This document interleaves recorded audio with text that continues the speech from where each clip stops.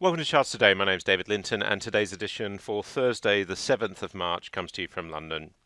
We start by looking at the dollar, still holding its strength, a bit flat the last 24 hours, but the dollar strength is still very much a theme. We see from the screen that there's quite a lot of red in the market, so interesting that we're just seeing that still growth concerns are weighing heavily on global markets. We see the euro is weaker against the dollar, still bearish below the cloud. The Japanese yen we're seeing also the dollar is just weakening a little bit here, yen being a safe haven, and sterling is unwinding a lot of the gains that we saw in recent weeks, so we're just looking weaker against the dollar here again. Sitting at about 131.60 at the moment. The British pound against the euro has been looking stronger, but is just turning down a bit here. It's a fairly flat performance. Brexit weighing obviously, and it's not good for either sterling or the euro, as the charts show. And against the Swiss franc, we're seeing sterling just ticking lower as well. And against the Aussie dollar, it's actually holding its strength. Bitcoin, little change here, bullish in the short-term chart, but long-term still bearish. Medium-term, we might just be starting to creep out. Can Bitcoin do the same again? It will be very interesting to see, but for the moment, that long-term chart is very bearish. The S&P 500 index was down 0.75% last night. Sorry, 2/3% last night. So we are just seeing that rally just starting to run out of steam. We're seeing a sort of rolling over, and we're seeing that showing up more clearly in the lagging line. If we look at the Nasdaq, much the same picture here. We're just running out of steam. We're managing to stay more bullish here on this chart, but the Nasdaq was down fairly heavily last night, and the Dow also through the cloud on the short term. So we're just seeing US markets not looking as strong. The Russell 2000 index, the broader based index, has actually been bearish for a few days now. So we're seeing that show up there first. The futures this morning, the S&P future down nearly 1/3%, and the Nasdaq E-mini down just over 1/3%, suggests that the US market will open lower. And we see this morning in Europe, the UK index is down 0.4%. So looking weaker here, managing just to hold the bull trend that we saw, but turning lower. And of course, those US indices are starting to be a bit of a concern. And the Footsie 250 also lower. Looking at the German market, we're lower here as well, down 1/3%. So we're seeing pretty well market selling off across the board, and the CAC 40 in Paris down 1/4%, but still holding on to its bullish trend. Japan was down just under 1% overnight, so this was the weaker market in Asia. The Hang Seng Index was down by a similar amount, just holding its bull trend there. And the Shanghai Composite actually managed to just hold on and close slightly up. So we're seeing Chinese stocks holding those gains. It would be interesting to see whether we can actually pull back and then push higher, activate this upside target. That will be the key. In fact, that's the key for most of the markets at the moment. We're seeing the recovery. Will we pull back and then move higher to activate that recovery? That's really what it's all about. The Sensex in India looking stronger. The S&P Australian index also looking stronger. Brent crude this morning up 0.3%, and we're just starting to wander into medium-term bullish. So we are seeing crude oil looking a bit better, and we're bullish above the cloud in the short term. WTI hasn't quite made that same move, so just lagging a little bit there. US nat gas sitting steady at $2.83, so it's in bull trend in the short-term chart, but weakening again. So that is quite key. Looking at gold this morning, sitting at 1285, we're really just teetering along in these mid 1280s, waiting for the next move. Will it be up or down?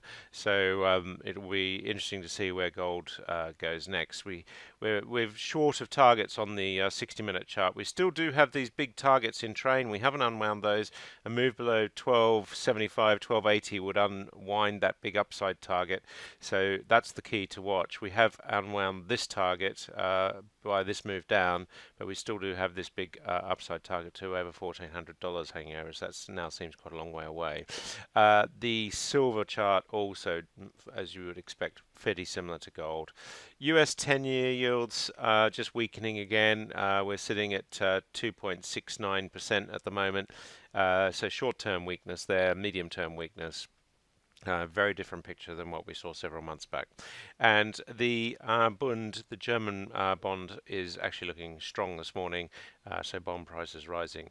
This data all coming from Thomson Reuters Icon. If you're a private user, Metastock Zenith, it's a brilliant system. It's the same as all the Thomson Reuters Icon data you get. And it's great because it gives you the intraday chart. So if I look here at Apple, I can start to see the 60-minute charts looking at my shorter term trends. But I use also, for the benefit of users, I use Yahoo Finance data. And so this is my stock screen. And here I see the world indices on Yahoo Finance. So we see the US market was down fairly heavily. We see all the European markets down, and we see Asia mostly lower as well. Taking a look at the US stocks first, we'll see that Dow, DuPont, they were up again 1.47%, so they're looking quite good defensively, although the chart hasn't really managed to turn, and we see the relative to the Dow Jones Index set to 100 for this year. We've underperformed by about 10%. Walt Disney was next, and they are looking a little bit better on that medium-term chart just coming through, and Cisco Systems driving much higher. That's one of the best looking charts in the Dow Jones. Microsoft were also up slightly, so they bucked the trend a little bit, and they're pushing for new highs as well. On the downside, we had Walgreens down 3.6%, and that chart looking really worrying, making new multi-month lows. The 2018 low now under pressure, and we're 15% underperformance so far this year, so that gives you an idea. Apple were also down there. We saw they're down 0.5%, so just struggling to really get through on that medium-term chart. Looking at the Nasdaq, we can actually just see what the performers were. Dollar Tree was the best performer, up 5%. And that chart actually looking pretty good, making new highs there, making new 12-month highs at least. Reaching the targets, we do have a new upside target here on the medium-term chart, so quite interesting there. If we look at the downside, the Willis Towers were the worst performer, down 6%, Western Digital down 5%, so we are still seeing some pretty big falls. AMD, for example, down 4%, so semiconductors falling there. Looking at the Aussie market overnight, we saw that Super Retail Group were the best performer, up 4.8%. Not a great looking chart. If we go to the other end of the scale, we had Rio Tinto down 4.7%. They really reversed, although the chart looks really quite strong there. Syrah Resources have been a pretty bearish chart. We're down another 4%. China, we said it was a pretty mixed bag in China. We had a handful of these security stocks still rising. Shenzhen up another 10%. So we are seeing some quite big stocks there. But again, we had a mixed picture to China. Fortune Land Development down 4%, although the medium-term chart looks pretty good. In India, the Nifty 50, if we just rank by performance, Mahindra, they were the best performer, up 2.8%. Here we see the live prices coming in from Yahoo. I have my system set to pull these prices in every 1 minute, so it's quite useful. Hindustan Petroleum, that's been one that we see quite a lot in the leaderboard. Recovery going on there, got an upside target as well. Axis Bank Limited looking pretty strong too. If we go the other end of the scale, we've got India Bulls Housing. They're down 2% and have been really quite a poor performer of late. And Coal India we're seeing down as well, and also Wipro pushing lower there too. Looking across to Europe this morning, we see that we've got, we look at Melrose Industries. They're up on results this morning, the GKN business, and looking like quite a good potential recovery here. Your long-term chart not brilliant, but the medium-term chart is bullish, and we see here we've got two upside targets to around 18%, 2 targets gives us some conviction that that move's quite likely. Here again we see the prices coming in from Yahoo updating all the charts. Informa up 2.6%, Rightmove up another 1%. That chart looking pretty good at the moment, and we've got a good upside target there, and they're outperforming the market so far this year. A handful of stocks are up, mostly defensives. If we look at the downside, Rio Tinto, we saw in Australia that stock was down. It's down 7% in London. So really falling away there. NMC Healthcare down, Persimmon down nearly 6%, a stock that's been in the news a lot lately. Another commodity stock, Everaz, down as well. So we are seeing some quite big moves there.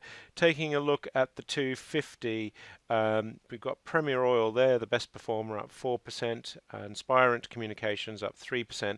That's an amazing looking chart, making new highs, looking quite strong there on all time frames and upside targets. If we look at the downside, we've got Vietnam Enterprise Group, Elementes, and Superdry down 3.7%. Interestingly, Griegs, they're moving quite a lot this morning on their results. The chart is absolutely fantastic for Griegs, a really amazing uptrend. We've still got higher to go on this target. Though they've run, they've got a lot higher to go. So it's quite interesting when you look at that.